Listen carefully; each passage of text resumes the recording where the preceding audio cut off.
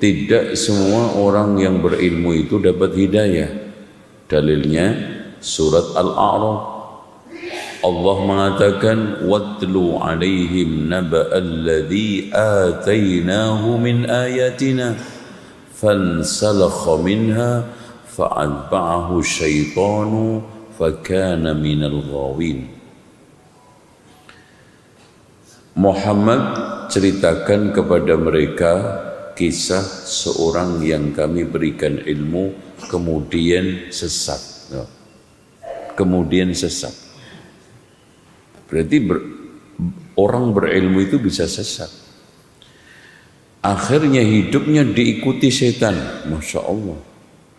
Bukan hanya pengikut setan, tapi diikuti setan. Hebat enggak? Kenapa? Karena orang menjadi pengikut setan aja itu udah parah. Ini lebih parah lagi diikuti setan. Dan dia termasuk orang-orang yang celaka. Dikisahkan hal ini oleh para ulama ahli tafsir. Di antaranya adalah Imam Ibnu Katsir. Nama ulama ini adalah Bal'am yang hidup pada zaman Bani Israel, tepatnya pada zaman Nabi Musa. Nah, oleh karena itu saya mencoba untuk membacakan kitab mulia yang ditulis oleh ulama dan salah satu muridnya Ibnu Taimiyah, yaitu Ibnu Rajab. Karena Imam Ibnu Taimiyah memiliki beberapa murid yang sampai sekarang dikenang oleh umat. Di antaranya adalah Imam Ibnu Qayyim Al-Jauziyah, Imam Ibnu Katsir, Imam Ibnu Rajab, Imam Al-Mizzi, dan juga ulama-ulama kapabel yang karya-karyanya bermanfaat di tengah umat ini. Nah, di antara sekian murid mulianya Syekhul Islam Ibnu Taimiyah adalah Ibnu Rajab Al-Hambali. Ini menunjukkan juga kepakaran, keterbukaan Ibnu Taimiyah di dalam melahirkan anak didiknya. Coba sebagian muridnya ada yang Hambali, sebagian muridnya ada yang Syafi'i. Ya. Dan ini menunjukkan Imam Ibnu Taimiyah itu enggak mengajak kepada fanatis mazhab. Sebagaimana yang diklaim oleh sebagian orang Hambali mendit atau Hambali cekek. Enggak benar. Dia memberikan apresiasi kepada Imam Ibnu Katsir Asy-Syafi'i. Ini muridnya Al-Hambali, ada juga Maliki, ada juga Hanafi. Karena memang yang dituju adalah Al-Quran dan Sunnah. Madhab ini hanya jalan, namanya aja madhab. Madhab itu kan dari bahasa Arab dhahaba yadhabu dhihaban wa huwa dhahibun, dan seterusnya. Madhabun berarti tempat untuk berjalan. Ya, oke, nanti itu kita bahas pas pertemuan yang enggak jelas nantinya. Insyaallah kesini lagi. Taib, kata Imam Ibnu Rajab, al-ilmu nafi' min hadhil ulum. Dan Masya Allah, saking pentingnya ilmu bermanfaat ini, Rasulullah mengajarkan doa spektakuler, 3 minimal, dan satunya dianjurkan dibaca setelah sholat subuh ini. Yang pertama, Allahumma inna nas'aluka ilman nafi'a wa rizqan tayyiba wa amalan mutaqabbala. Hadis ini dikeluarkan oleh Imam Ibnu Majah dan yang lainnya dari Ummu Salamah, istri Rasulullah. Yang kedua, hadis yang diriwayatkan oleh Imam An-Nasai, Imam At-Tirmidzi dan yang lainnya, Allahumma allimni ma yanfa'uni wanfa'ni bima 'allamtani rabbi zidni ilma. Dan yang terakhir, hadis yang dikeluarkan oleh Imam Abu Dawud, An-Nasai dan Al-Hakim serta Imam Ahmad di dalam musnadnya, Allahumma inni a'udzubika min ilmin la yanfa' wa min qalbin la yakhsha wa min nafsin la tashba' wa min du'ain la yusma. Kata beliau di dalam kitab ini, orang yang ilmunya tidak bermanfaat minimal akan diberikan oleh Allah sanksi 3. Yang pertama, memiliki hati yang tidak khusyuk. Allahumma inni a'udzubika min ilmin la yanfa' wa min qalbin la yakhsha. Makanya kata ada suatu asar yang pertama kali diangkat dari ilmu adalah khusyuk. Dan asal daripada kita itu mencari ilmu supaya kita itu takut kepada Allah, takwa kepada Allah, bukan untuk gaya-gayaan, apalagi untuk petentang-petenteng karena membanggakan gelar, tidak. Dan ini salah-salahnya generasi sekarang di dalam mencari ilmu, ya ikhwan. Makanya Allah Subhanahu wa taala menegaskan di dalam Al-Qur'an, innama yakhshallaha min ibadihi ulama'u. Yang paling takut kepada Allah itu ulama. Makanya al-ilmu laisa bikathratir riwayah. Ilmu itu bukan banyaknya riwayat, walakin nurun adkhalahu Allah Ta'ala wa yurisul khasyah. Ilmu itu bukan banyaknya bicara, pinternya orasi, tapi cahaya yang Allah masukkan ke dalam hati yang melahirkan rasa takut kepada Allah. Makanya siapa yang ilmunya tambah, enggak rasa takutnya tambah, maka dia tidak bertambah kecuali makin sesat seperti Bal'am tadi.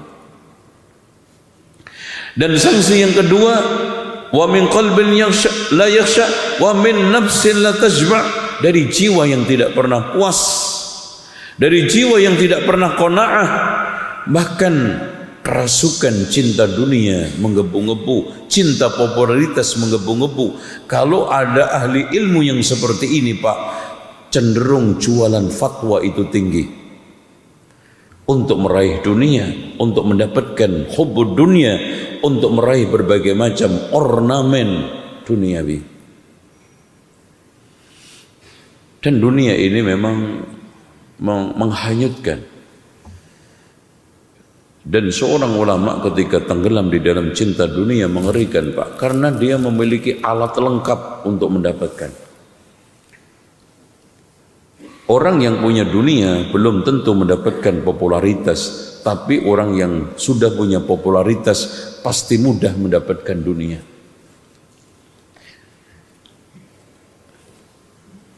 Oke. Sehingga Imam Ibnu Rajab di sini mengatakan, fal ilmu nafi' min hadhihi al-ulum kulliha dhabtu nususil kitab was sunnah. Nah, sanksi yang terakhir yang paling mengerikan adalah doa tidak didengar Allah. Allahumma inni a'udzubika min ilmin la yanfa' wa min qalbin la yakhsha wa min nafsin la tashba' wa min du'ain la yusma'. Ya Allah, aku berlindung kepadamu dari ilmu yang tidak bermanfaat, dari hati yang tidak khusyuk, dari jiwa yang tidak puas, dari doa yang tidak didengar. Coba bayangkan, Pak, ibadah mana yang enggak ada doanya? Kalau doa antum tidak didengar, maksudnya tidak dikabulkan. Karena as-sam' mendengar itu ada dua makna. Sami'a bimakna qabulul aswat, menerima suara dari pihak tertentu. Ada sami'a bimakna istajaba, mengabulkan. Contoh, sami'allahu liman hamida, itu bimakna istajaballahu ta'ala liman hamid. Ya. Kalau sekarang qad sami'allahu qawlan lati tujadiluka fi zawjik قد سمع الله قول التي تجادلك في زوجها وتشتكي إلى الله. Maknanya mendengar. Tetapi di sana ada istama'a, mendengarkan. Mana yang lebih dalam, mendengar dengan mendengarkan? Mendengarkan. Makanya yang dituntut ketika Quran dibaca, wa idza quri'al Qur'anu fastami'u, dengarkan. Karena kalau mendengar sambil lalu, sambil lewat, enggak ngeh, enggak paham dan enggak berusaha untuk memahami. Kalau mendengarkan itu memahami, mencermati, mencerna. Baik. Oleh karena itu hadirin sekalian, ad-du'a wal ibadah, bahkan doa itu disyariatkan pada semua ibadah, dan tidak ada satu ibadah pun yang enggak ada unsur doa. Coba bayangin orang yang tidak dikabulkan doanya, berarti Pak, tidak dikabulkan ibadahnya. Makanya menjaga ini itu penting. Menjaga doa itu supaya utuh, supaya milik Allah, supaya diterima itu penting. Di antaranya adalah dengan ilmu yang bermanfaat. Nah, hakikat ilmu bermanfaat adalah ilmu yang bersumber dari Alkitab wa Sunnah wa fahmi ma'aniha, dan memahami maknanya. Tuh, jadi itu Pak. Makanya kita kaji Al-Quran dan Sunnah dan kita pahami maknanya. Jadi tidak hanya kita baca kosong dari pemahaman, dan itu adalah tanda-tanda zaman akhir. Al-Quran itu hanya menjadi ajang perlombaan suara, ajang perlombaan bacaan. Ya, bukan untuk dijadikan sebagai lahirnya hidayah dan pemahaman. Ya, penting membaca. Ya, karena waqala ar-rasulu ya rabbi inna qaumi ittakhadhu hadzal qur'ana mahjura. Rasul pernah mengadu kepada Allah, ya Allah, kaumku ini suatu ketika akan menjadikan Al-Quran itu suatu yang dicampakkan. Artinya tidak mau membaca, atau mau membaca tidak mau merenungkan, atau mau membaca mau merenungkan tapi tidak mau mengimani, mau membaca mau merenungkan mau mengimani tapi tidak mau mengamalkan. Bahkan di Indonesia itu fungsi Quran itu tinggal 5. 1 untuk musabaqah tilawatil Quran, 2 untuk kirim-mengirim kematian, 3 untuk cari ilmu kebal, supaya naik bus enggak bayar, baca waj'alna min baini aydihim saddan wa min khalfihim saddan faghshaynahum fahum la yubsirun, dibaca 41 kali enggak napas. Ya betul enggak bayar karena pingsan. Katanya kondekturnya, udah Pak, bawa aja ke klinik, enggak usah bayar. Kalau enggak dibuat cari ilmu pelet supaya bisa narik perempuan, baca wa idh qala Yusuf li abi ya abati inni ra'aitu ahada asyara kawkaba wasyamsa wal qamara ra'aituhum. Ketika li sajidin diulangi 70 kali enggak napas sambil batin anak perempuan yang diinginkan. Yakin langsung kelepek-kelepek yang datang bapaknya mau ngebukin ente. Nah kayak gitu-gitu. Kalau enggak dibuat untuk nunggu duit kondangan supaya enggak dicolong tuyul. Nah gitu-gitu Pak. Padahal ayat pertama kali dzalikal kitabu la raiba fihi hudan lil muttaqin, petunjuk. Nah kok cuman dibuat nunggu duit kondangan, diletakin di atas kondangan itu kotaknya, mushafnya. Nah itu, ini salah-salahnya. Kalau enggak gitu dibuat untuk acara-acara seremonial ya. Kalau enggak buka ruku, hataman Yasin dan yang lainnya. Dan kalau dikirimkan kematian pun nggak ada yang berani untuk meningkatkan prestasi dan juga ya sekali-kali ila hadratin nabil mustafa Muhammadin sallallahu alaihi wasallam wa ala hadini wa ala kulli niyatin salihah al-Baqarah. Nah kan enak ya masuk al-Fatihah pendek menjaluk berkati gede.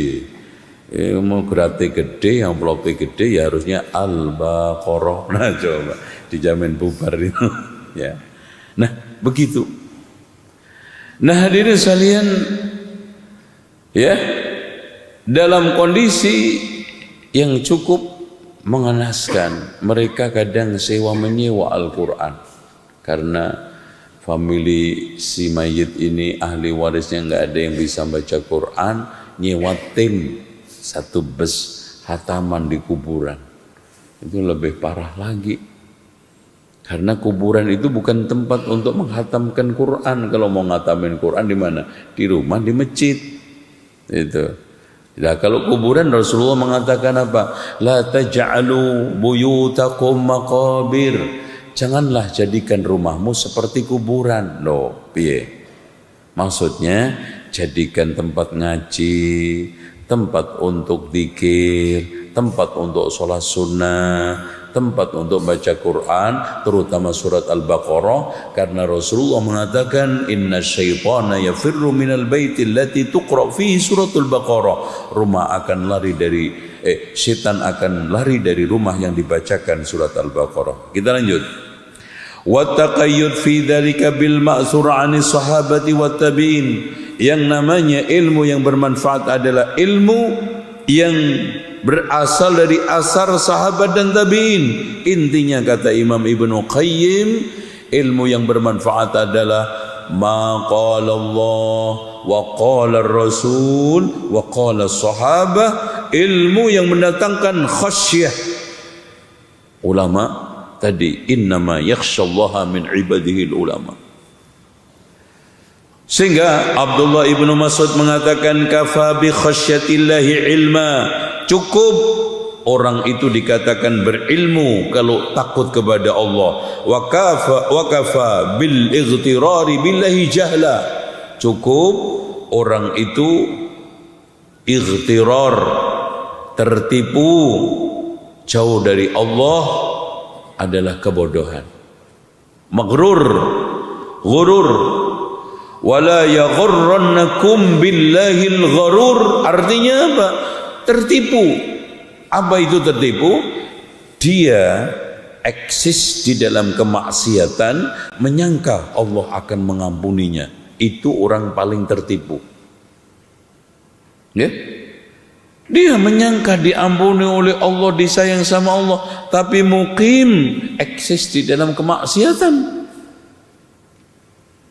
Makanya Rasulullah mengatakan, "Idza ra'aitallaha yu'til 'abda ma yuhib wa huwa muqimun 'alal ma'asi fa innama dzalika minhu istidrajun." Siapa yang melihat orang yang diberikan segala sesuatu duniawi yang dia inginkan sementara dia eksis di dalam kemaksiatan, ketahuilah dia sedang diistidraj. Apa itu istidraj? Kata bahasa kerajaan saya, diujo. Mendingan mana? Diujo sama diuji? Diujo apa diuji? Diuji. Diuji itu ada arah untuk kepada kebaikan. Nek diujo bahaya. Itu. Makanya waqala ba'du salaf laisal ilmu bi kathratir riwayah. Bukanlah ilmu itu kebanyakan memperbanyak riwayah, walakinnal ilmu al khasyah. Waqala ba'duhum man khasyiyallaha fahuwa alimun. Siapa yang takut kepada Allah maka dia adalah orang yang alim. Wa man asahu fahuwa jahil. Siapa yang bermaksiat adalah jahil. Makanya Pak, biarpun ilmunya melimpah, kalau dia itu maksiat, bodoh. Makanya kenapa Allah mengatakan innamat taubatu 'alallahi lilladzina ya'maluna as-su'a bijahalatin. Sesungguhnya taubat itu hanya berlaku bagi orang yang melakukan keburukan karena kebodohan. Kenapa? Semua orang yang melanggar itu bodoh. Kenapa? Meski ilmunya melimpah cuman teoritik, tapi kan prakteknya kayak orang bodoh. Tindakannya kan enggak jauh kayak orang jahil. Apa bedanya lo sama orang bodoh, lo sama orang yang enggak sekolah? Kan gitu. Sama-sama cuman pinter ilmunya, tapi jahil di dalam masalah prakteknya. Tuh bahaya itu. Oleh karena itu hadirin sekalian, ilmu yang bermanfaat itu harus menunjukkan kepada kita dua, kata Imam Ibnu Rajab. Yang pertama ala ma'rifatillah, yaitu ma'rifat kepada Allah. Ini masih ada waktu enggak, Pak? Ada. Kalau gitu minum dulu nih. Bismillah. Masya Allah. Ini air Bali ya. Masya Allah. Beda. Ala ma'rifatillah, ilmu yang mengenalkan kita kepada Allah. Wa ma yastahiquhu minal asma'i was sifat, ilmu yang menjadi hak Allah, yaitu namanya, sifatnya, wal af'alil bahirah, dan perbuatannya. Artinya gini, Pak, ilmu yang bermanfaat itu ilmu yang mendekatkan diri kepada Allah sehingga membuahkan pengenalan yang dekat bahwa Allah itu mulia secara zatnya, Allah itu mulia secara namanya, Allah itu mulia secara sifatnya, dan Allah itu mulia hebat secara perbuatannya. Kalau memang begitu, semua putusan Allah itu enggak ada yang jelek. Oh, kan ganteng. Yang kedua, al-ma'rifatu bima yuhib, mengenali apa yang dicintai Allah dan mengenali apa yang enggak disuka Allah. Jadi ilmu yang bermanfaat itu mengenalkan kepada Allah dan mengenalkan apa yang tidak disukai oleh Allah dan disukai oleh Allah. Berarti di sini ilmu yang bermanfaat menemukan Tuhan yang berhak disembah dan cara untuk menyembah Tuhan. Makanya pada waktu subuh kemarin kita sampaikan di masjid mana itu, ibadah itu harus mengandung dua unsur, mendapatkan Tuhan yang benar dan menyembah Tuhan dengan cara yang benar. Tuhannya harus benar, cara nyembah harus benar. Gitu. Enggak hanya cukup, wah yang penting Tuhan saya benar yaitu Allah. Caranya, makanya yang satunya mentauhidkan syahadah, mentauhidkan Allah wahdaniyah, ubudiyah, yang satunya mentauhidkan syahadatul rasul mutaba'ah. Ya, melazimkan kita pertama untuk tauhidullah ta'ala bil ubudiyah, mentauhidkan Allah dari sisi ubudiyah, mentauhidkan Rasul dari sisi mutaba'ah. Apa itu artinya? Yang pertama, saya tidak menyembah hanya kepada Allah. Yang kedua, saya tidak mengikuti hanya kepada Rasulullah. Sudah, itu.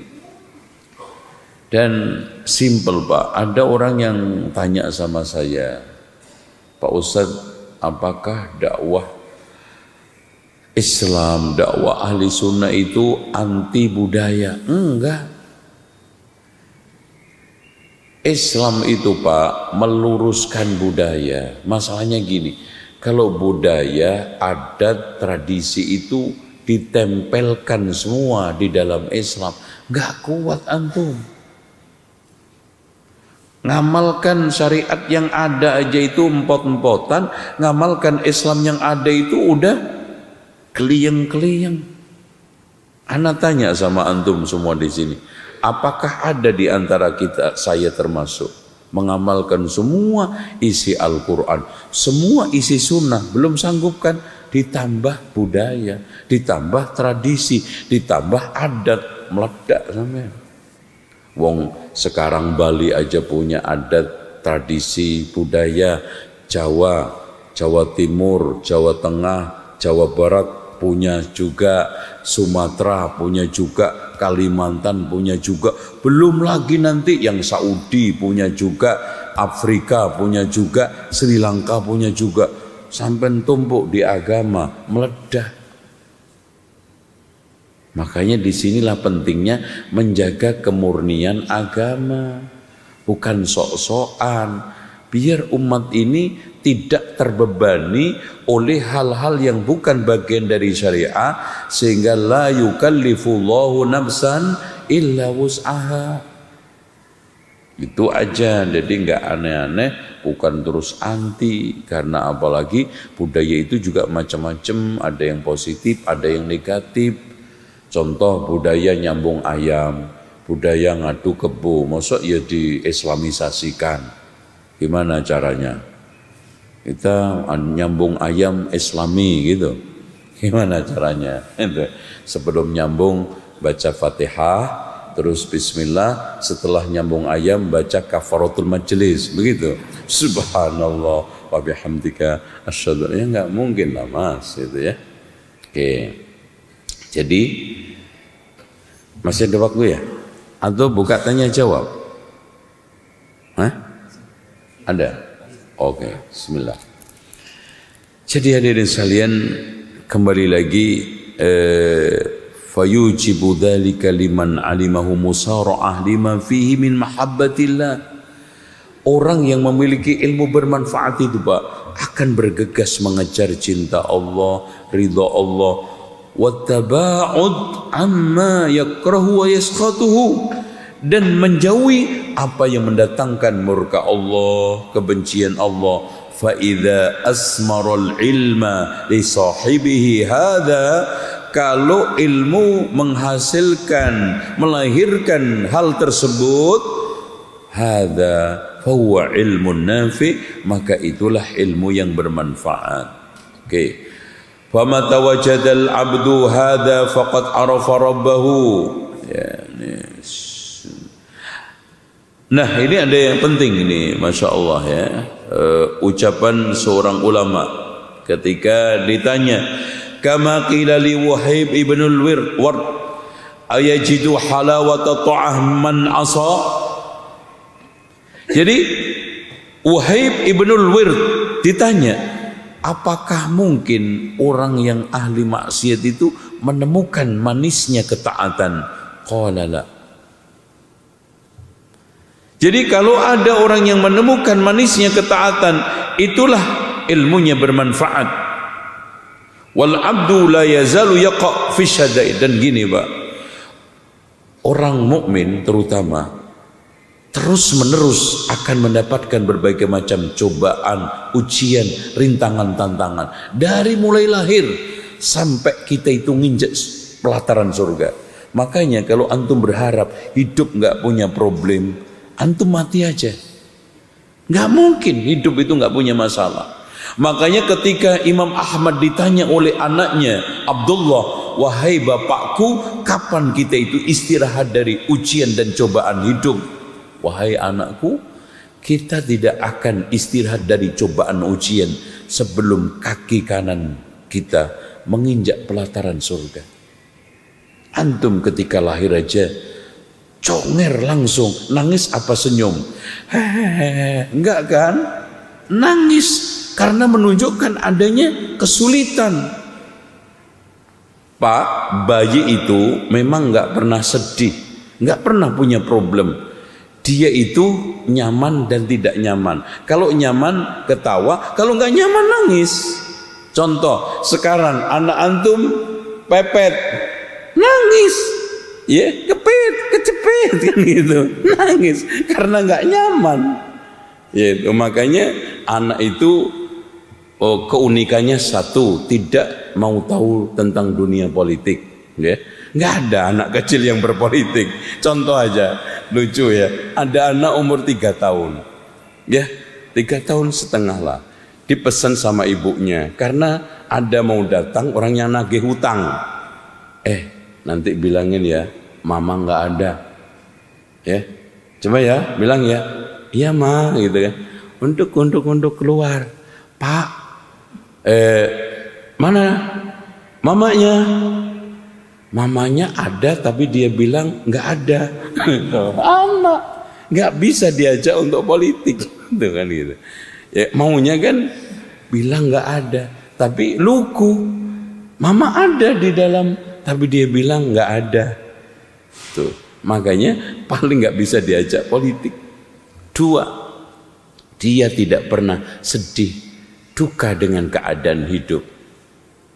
Makanya mau orang tuanya miskin, kaya, sakit, hatta kena gempa aja loncat-loncat anak-anak itu. Gempa. Itu. Makanya anak itu udah mulai sedih dengan kemiskinan orang tuanya ketika dia dilibatkan. Mulai gede pelan-pelan orang tuanya mengekspresikan sedih dengan keadaan miskinnya. Baru mulai anak itu merasakan miskin itu enggak enak. Makanya jangan salah didik, terutama umur usia dini. Apalagi 1 sampai 4, kata ahli psikologi itu adalah golden age, umur emas. Ya, oke. Hadirin sekalian, kemudian kita itu nanti mulai besar, TK, SD, SMP, SMA, problem semua kan. Tiap tingkatan kelas saja ada ujian. Pindah status pendidikan ada ujian. Nanti masuk pendaftaran ke kampus juga penuh dengan persaingan. Belum lagi masalah di rumah tangga, belum dengan teman, belum lagi dengan macam-macam. Enggak mungkin, Pak. Makanya Rasulullah mengatakan, ta'arraf ilallahi firraha ya'rifka fisyiddah. Kenalilah Allah dalam saat-saat yang nyaman, enak. Allah akan kenal kamu dalam keadaan susah. Artinya ketika sekarang ilmu ini mendekatkan diri kepada Allah, mengenalkan dengan pengenalan yang baik, ketika kita ngatong dikabulkan ya Allah. Ketika kita susah akan ditolong. Ketika kesulitan kita diberikan jalan keluar. Makanya kata Imam Ibnu Qayyim begini di dalam kitab Al-Fawaid, Masya Allah, cantik sekali. Makin berat ujian seseorang, makin besar juga kelembutan dan kasih sayang Allah di belakang ujian itu. Subhanallah, itu hikmah, Pak. Jadi orang itu makin tinggi imannya, makin berat cobaannya, ternyata makin juga besar pertolongannya. Subhanallah itu. Makanya antum jangan bersedih hati, putus asa. Inna ma'al usri isra. Lihat aja sekarang, Mas. Orang yang punya 5 perusahaan, ujiannya itu beda dengan orang yang memiliki 10 perusahaan. Orang yang memiliki 1 istri beda ujiannya dengan 3 istri. Iya enggak? Kok enggak dukung? Iya enggak? Iya. Itu. Tetapi masing-masing itu ternyata pertolongannya sama. Pertolongan Allah kepada orang yang punya 1 istri beda dengan punya 3, apalagi 4. Masya Allah. Lebih besar pertolongan Allah kepada orang yang punya 4 istri. Gimana? Setuju nggak ini? Iya. Itu. Ini hanya sekedar menggambarkan satu pertolongan. Makanya lihat Rasulullah, makin besar tingkatan seorang Rasul. Coba bayangkan, Pak, di dalam Al-Quran surat Yasin itu, وَاضْرِبْ لَهُم مَّثَلًا أَصْحَابَ الْقَرْيَةِ إِذْ جَاءَهَا الْمُرْسَلُونَ إِذْ أَرْسَلْنَا إِلَيْهِمُ اثْنَيْنِ فَكَذَّبُوهُمَا فَعَزَّزْنَا بِثَالِثٍ faqalu inna ilaikum mursalun. Ada nabi diutus oleh Allah 2 didustakan, tambah 1 lagi.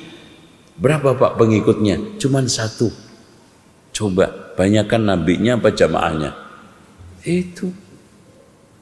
Subhanallah, nabi ini ujiannya berat.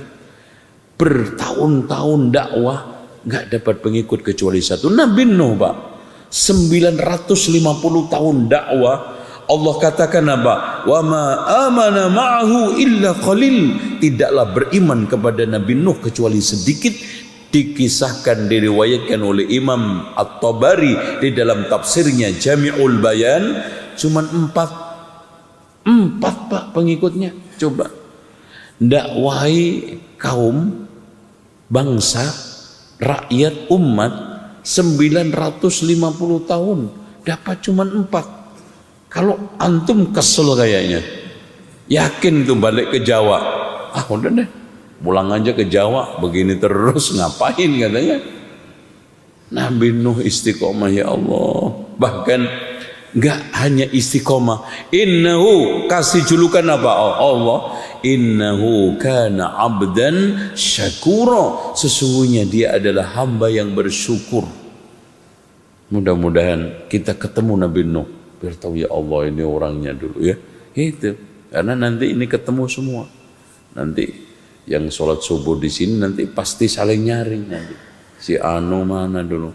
Karena Allah mengatakan wa aqbala ba'duhum ala ba'di yatasanun qalu inna kunna qablu fi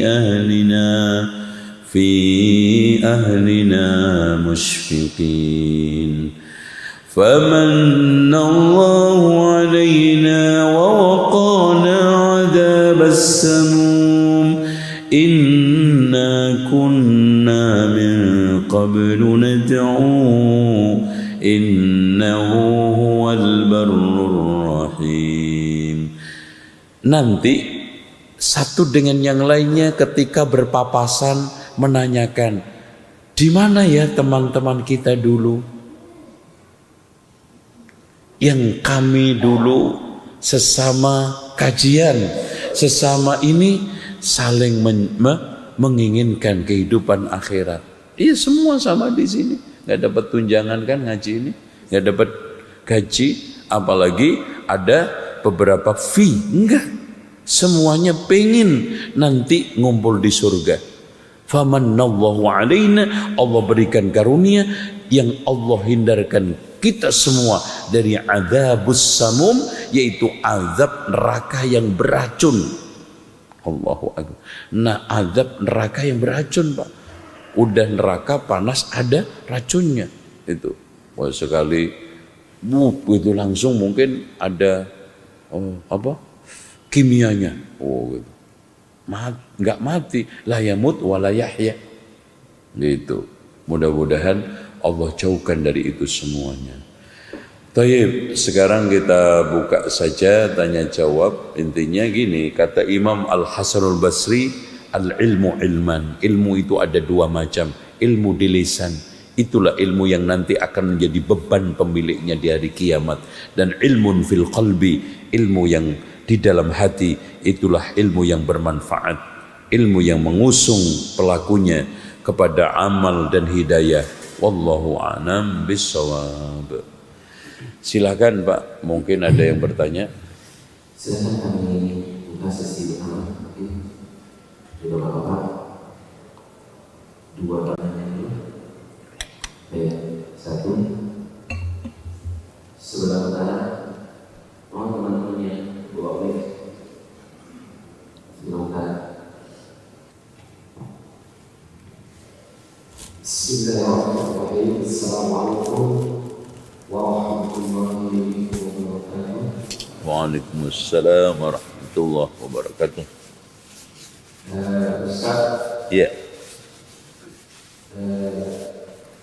Yang kita bahas adalah bagaimana ketika ilmu akan bisa menjadi bermanfaat.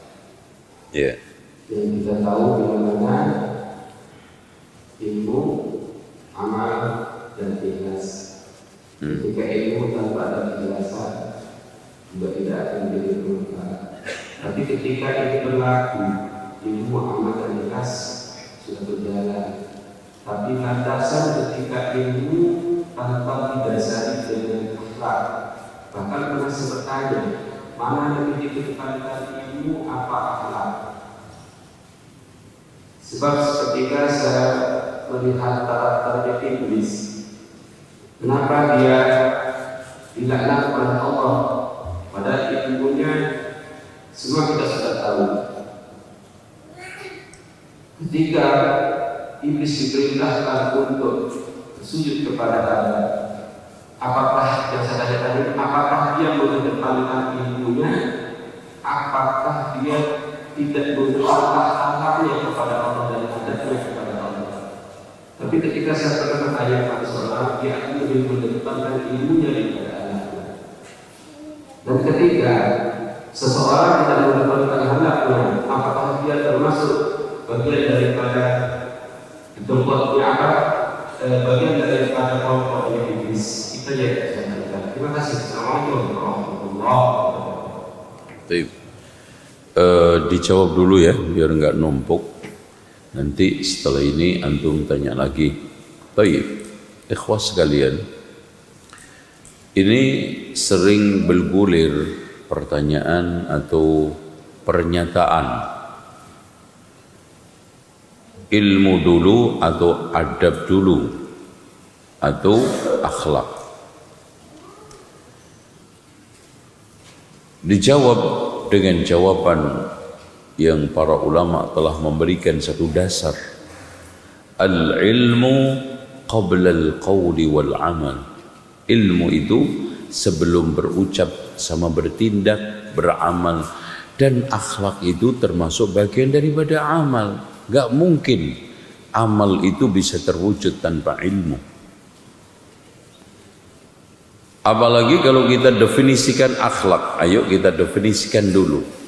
Akhlak itu apa sih? Di antara sekian definisi akhlak yang paling simpel dan padat isi adalah definisi Abdullah ibnu Mubarak. Beliau mengatakan akhlak adalah husnul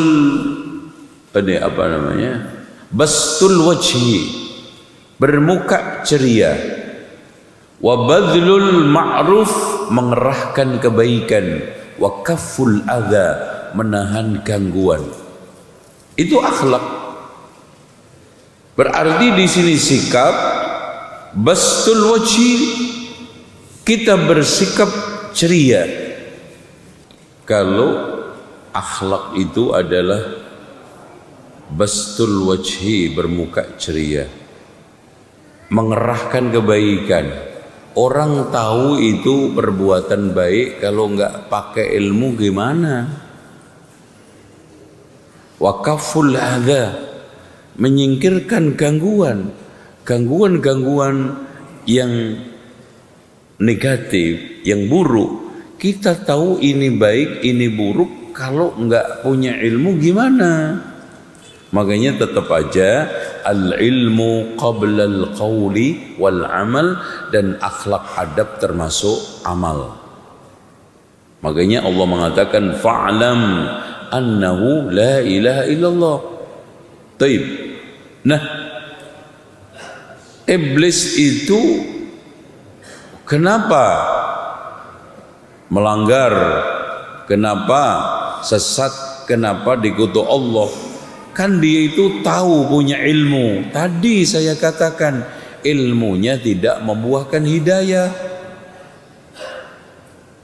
Seperti Bal'am yang tadi dikatakan oleh Allah, watlu alaihim naba'al ladzi atainahu min ayatina fansalakha minha فأتبعه الشيطان فكان من الغاوين. Bahkan akhir dari ayat itu Allah mengumpamakan dengan perumpamaan yang sangat buruk. Famasaluhu kamasalil kalbi. Perumpamaan orang macam seperti ini, punya ilmu tapi tidak mendapatkan hidayah, malah tersesat, seperti anjing. Ahli ilmu yang tersesat diumpamakan oleh Allah di Al-Quran dengan perumpamaan yang jelek dua-duanya. Dua, wa masaluhu kamasalil himar yahmilu asfara. Umpamanya orang itu seperti keledai. Keledai, Pak. Ayat satunya menyamakan alim yang sesat tadi keledai, ayat yang satunya anjing. Untuk apa? Susah-susah belajar, mengeluarkan biaya, pikiran berat, status gelar terakhir yang didapat keledai sama anjing. Ya soal masalah nanti diembel-embeli profesor, dokter, macam-macam. Itu gelar yang dibikin-bikin. Hakikat yang sebenarnya dia itu keledai kalau enggak anjing. Loh kan enggak enak. Buktinya enggak enak. Gue damprat ya. Anjing. Gimana? Anjing lo kan marah tuh. Coba bayangin, Pak. Serendah-rendahnya orang dikata-katain, wah kan marah dia. Ini ulama yang ngatain Allah. Famasaluhu kamasilil kalb. Masya Allah, udah berat status ini. Tuh, ya. Simple, iblis itu kenalnya Allah, pengenalan yang membuahkan dia itu tersesat, bukan mendapatkan hidayah.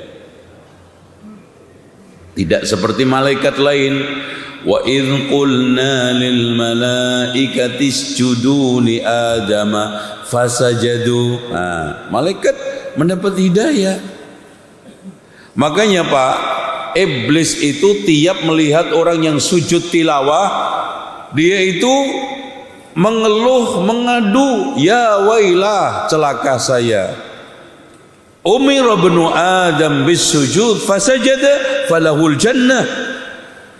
Anak Adam diperintahkan sujud, mau sujud, akhirnya mendapatkan surga. Wa umirtu bis sujud fa abaitu faliyannar. Aku diperintahkan sujud tapi menolak, akhirnya saya dapat neraka. Itu iblis ngaku sendiri. Wallahu a'lam bissawab. Ya, ada lagi?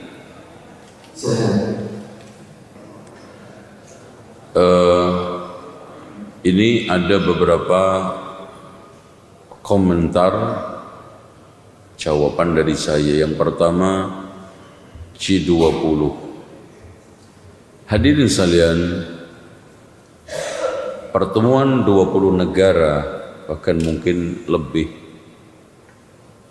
menyoal masalah ekonomi merupakan suatu tindakan solutif.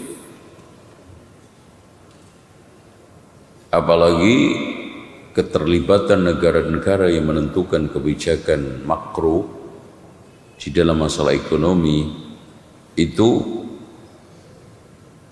mendasar, fundamental dan menentukan. Apalagi di sana ada keterlibatan pakar-pakar ekonomi Islam dan negara-negara mayoritas Islam yang bisa menjual, bisa mengajukan, bisa mengusulkan konsep ekonomi halal.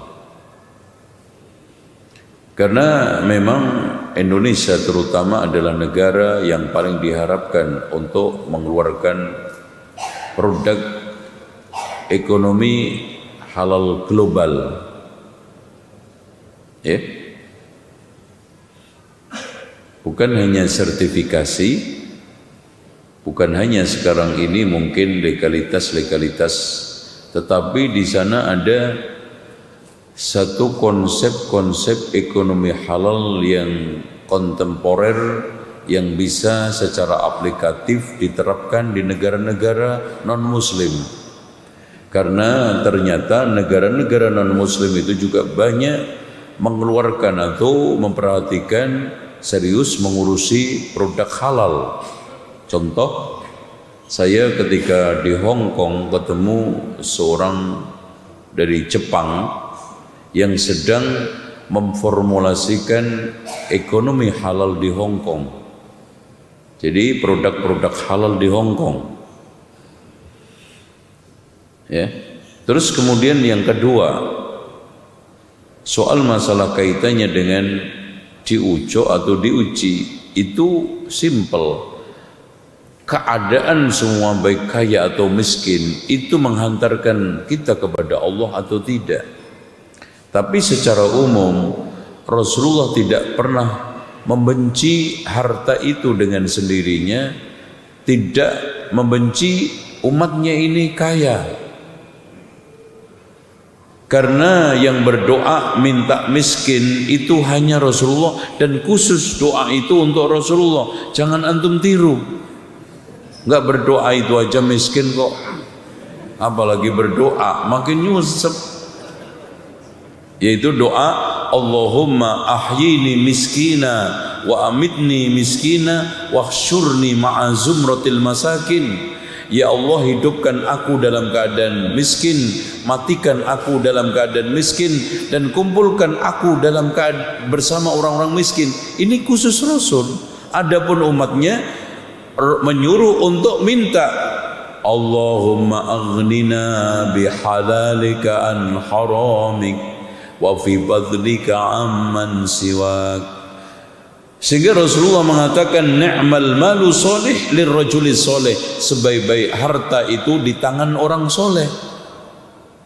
Nah, oleh karena itu Islam tidak pernah menyalahkan harta, tetapi yang disalahkan adalah saluran mendapatkan harta kemudian tidak menunaikan haknya. Makanya Yahya bin Mu'adz pernah mengatakan, harta itu ibarat kalajengking. Kalau kamu tidak pintar meruqyah, jangan coba-coba pegang. Beliau ditanya, apa itu ruqyahnya? Ambil dari yang halal, tunaikan haknya. Yang dicela Allah kan bukan hartanya, tetapi perilaku. Makanya Allah mengatakan apa? Kalla innal insana la yadgha ar-ra'ahu istaghna. Sungguh manusia itu cenderung melampaui batas. Nah, ketika merasa dirinya kaya, melampaui batas karena duit. Makanya Rasulullah tidak pernah menakutkan umatnya miskin. Lal faqru akhsha alaikum, bukan yang aku takutkan kemiskinan. Walakin akhsha alaikum an tubsatu alaikumud dunya, yang aku takutkan dibukanya dunia, melimpahnya dunia. Fatunafisuha kama tanafasuha, kalian bersaing seperti umat dulu bersaing. Fatuhlikukum kama ahlakathum, kalian dihancurkan oleh dunia seperti umat dulu dihancurkan. Makanya kalau kita disuruh milih kaya syukur, miskin sabar, mana yang lebih bagus?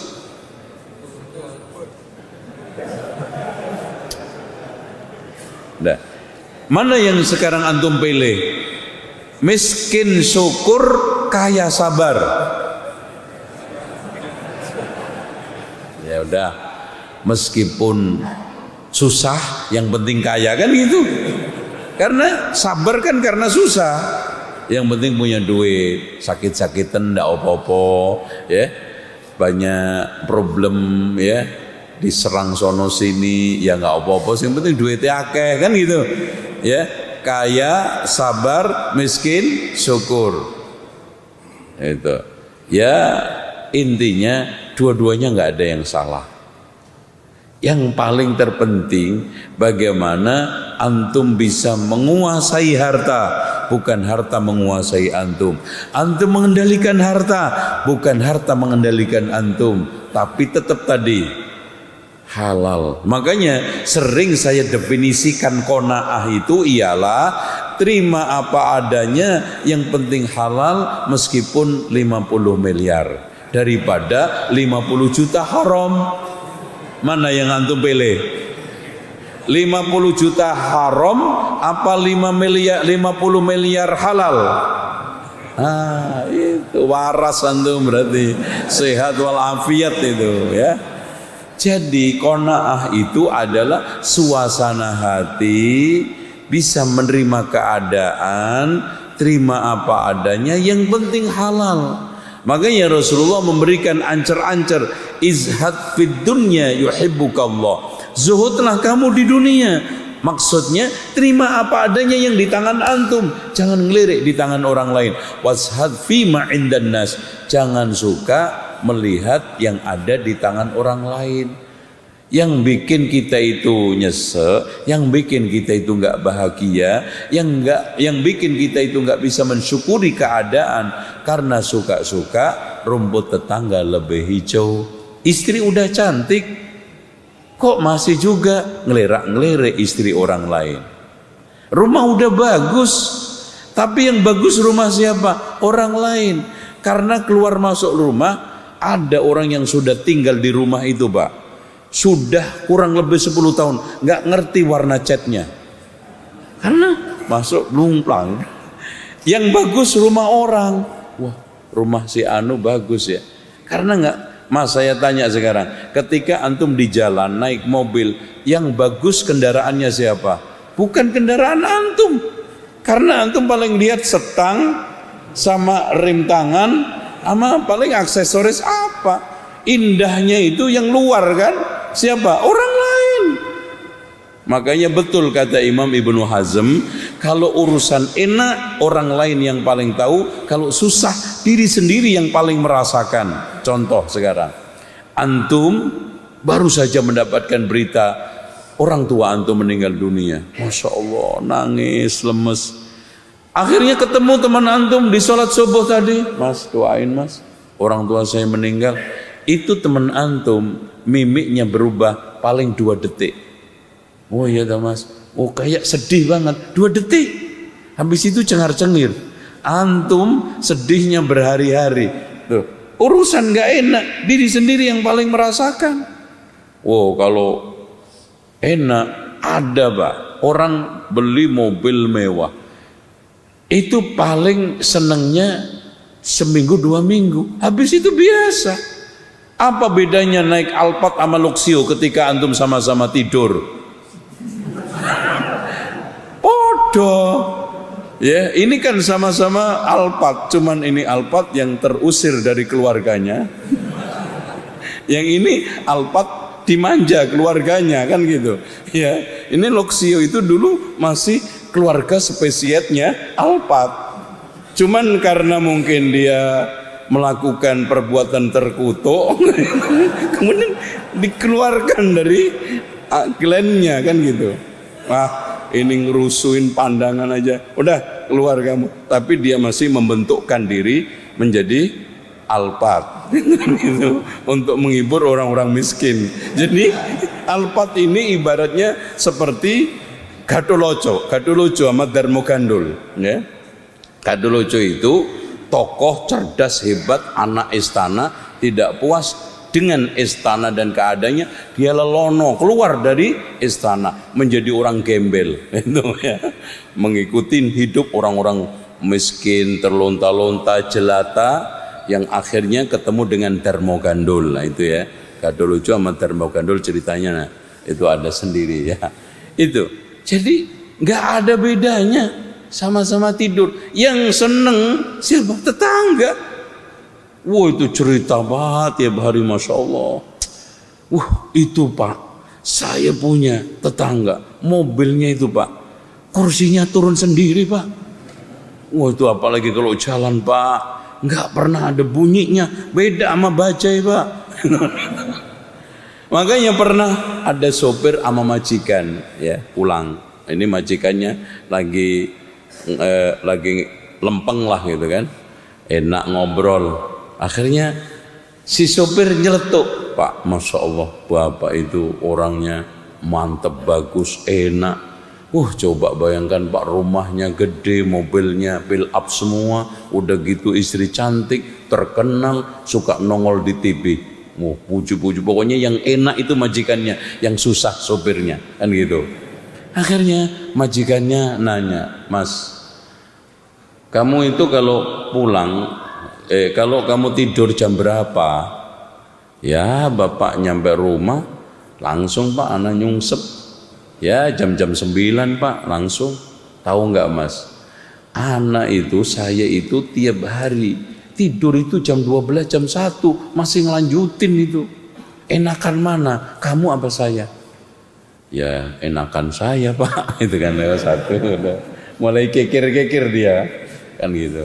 Terus gini Mas, ana beli mobil yang mahal-mahal ini, ada yang belum selesai kreditnya. Yang sering naik itu kamu apa saya? Ya saya Pak. Yang nyetir saya. Enakan mana Mas? Kamu sama saya? Ya enakan saya Pak. Apalagi kamu nyervis enggak, bengkeli enggak, tinggal pakai kan? Enak kan kamu? Ya iya Pak. Ya iya. Terus gini Mas, ini istrinya sopir juga kerja di rumah majikannya. Nah istrinya majikan kerja juga keluar Mas. Kalau istri saya itu tiap hari keluar rumah jam berapa Mas? Ya jam 5:30 Pak. Pulang ya rata-rata jam 8. Paling banyak tinggal di rumah saya istri saya apa istri kamu? Ya istri saya lah Pak. Enakan mana yo? Itu yang menikmati rumah saya itu bukan istri saya Mas, banyak kan istri kamu. Enakan mana? Ya istri saya Pak. Coba ayo dihitung-hitung. Enakan kamu lihat aja enakan saya. Itu sama Pak. Makanya di sini janganlah menyusahkan diri, menghadirkan kedukaan, kesedihan dengan mengarang bahwa orang lain itu lebih enak daripada saya. Enggak. Contoh ada orang yang mirip karena mungkin udah tengil, letek, terus bentuknya hitam kuntet. Ngiri sama orang yang bentuknya Masya Allah tinggi, bagus, putih, ganteng. Ternyata nggak tahu dia lebih sehat. Masya Allah makan apa aja enak, kolesterol normal, semua normal. Ini orang ganteng selondongannya dok Pak, sebetulnya dalamnya kropos gitu loh. Sama. Jadi plus minus ibaratnya gini loh. Antum ketika di warung ada kerupuk kan, antum lihat nggak kerupuk di black gitu loh. Itu kadang ada yang lebih tebal dikit, ada yang lebih lebar. Yang tipis lebarnya kena, yang ciut tebelnya kena. Lihat dari mana antum lihatnya. Wah ini lebih tebel diambil, ternyata itu. Wah ini lebih lebar, ternyata tipis. Itu aja. Apa sebetulnya hidup nih? Itu udah. Yang penting tadi itu terima apa adanya. Yang penting halal meskipun 50 miliar. Wes, udah ditutup aja biar nggak aneh-aneh ya. Kita akhiri, insya Allah berjumpa kembali di lain kesempatan yang belum jelas kapannya. Kita bermohon berdoa kepada Allah, mudah-mudahan ilmu yang kita pelajari pada hari ini, pada pagi ini menjadi ilmu yang bermanfaat, dan Allah mengajarkan kepada kita ilmu-ilmu yang bermanfaat. Semoga pertemuan ini pertemuan yang dirahmati Allah, dan perpisahan kita perpisahan yang dijauhkan oleh Allah dari keruh hati dan perpecahan. Semoga kita semuanya diberikan keberkahan di dalam ilmu kita, hati kita, pikiran kita, dan juga harta, keluarga, rumah tangga, dan anak istri kita, keluarga kita semuanya. Kita akhiri dengan doa kafaratul majlis. Subhanakallahumma wa bihamdika asyhadu an la ilaha illa anta astaghfiruka wa atubu ilaik. Wa sallallahu ala Muhammadin wa ala ali Muhammad walhamdulillahi rabbil alamin. Wassalamualaikum warahmatullahi wabarakatuh.